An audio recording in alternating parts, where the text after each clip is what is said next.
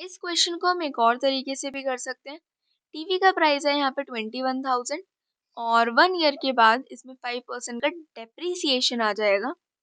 Depreciation का मतलब हम एक एग्जाम्पल से समझने की कोशिश करते हैं। मान लेते हैं कि किसी भी चीज़ का प्राइस है 10 रुपीज़ और उसमें 10% का डेप्रिसिएशन आ रहा है। 10% ऑफ 10 हमारा होता है 1 के इक्वल, यानी कि 1 ईयर के बाद इसका जो प्राइस होगा वो हो जाएगा 10 - 1 यानी कि 9 के इक्वल। अब अगर एक और साल बाद हम इसका प्राइस देखें तो अब हमको करना पड़ेगा 10% ऑफ 9, क्योंकि अब इसका प्राइस 9 रुपीज़ हो चुका है। ये हमारा आ जाएगा 0.9 के इक्वल। तो 9 - 0.9 हमारा होता है 8.1। तो इसका मतलब यहाँ पर ये जो वैल्यूज हैं ये हमारी 10-10 के हिसाब से कम नहीं हो रही हैं, बल्कि 10% के हिसाब से कम हो रही हैं। सिंपल इंटरेस्ट में ये वैल्यूज हमारी सेम रहती हैं और कंपाउंड इंटरेस्ट में ये वैल्यूज हमारी चेंज हो जाती हैं। यानी कि यहाँ पर ये जो 10% है ये हमारा कंपाउंड इंटरेस्ट है। और क्योंकि ये वैल्यूज कम हो रही है यानी कि यहाँ पे लग जाएगा माइनस। सिमिलरली यहाँ पे जो 5% है ये भी हमारा कंपाउंडेड रेट होगा और अगेन क्योंकि डेप्रिसिएशन हो रहा है तो प्राइस में रिडक्शन होगा, तो ये हमारा हो जाएगा -5 के इक्वल। यहाँ तक इसको नोट कर लेते हैं। तो क्योंकि यहाँ पे डेप्रिसिएशन हो रहा था यानी कि प्राइस कम होगा, तो आर हमारा हो जाएगा -5% के इक्वल।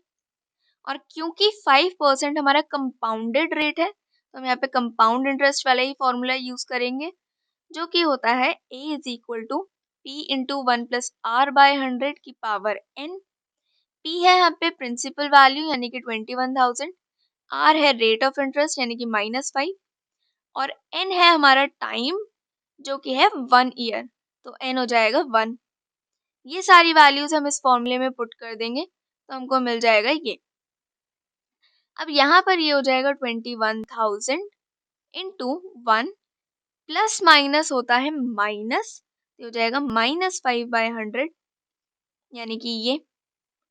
अब 5 और 100 कैंसिल हो रहा है, 5 1 = 5, 5 2 होता है 10 और 5 0 0 यानी कि 1/20। अब इन दोनों को सब्ट्रैक्ट करना है, लेकिन एक फ्रैक्शन में है और एक नहीं है, तो इन दोनों को सब्ट्रैक्ट करने के लिए मुझे 1 का डिनोमिनेटर भी 20 बनाना पड़ेगा।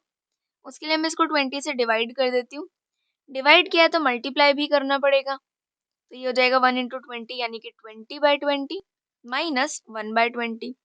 डिनोमिनेटर सेम है तो इसको 20 - 1 लिख सकते हैं, तो ये हो जाएगा 19/20।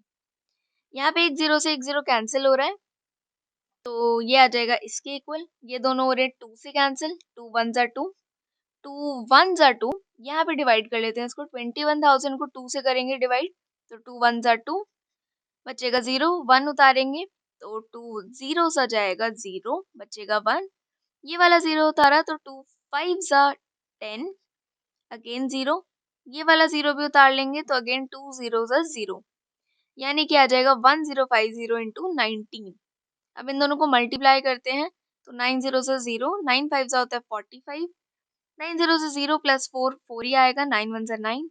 1 से करेंगे मल्टीप्लाई तो ये होएगा 0 5 0 1। इन सबको ऐड कर देंगे तो आएगा 0 5 4 + 5 यानी कि 9, ये 9 और ये 1, यानी कि अमाउंट हमारा आ गया 19,950 के इक्वल।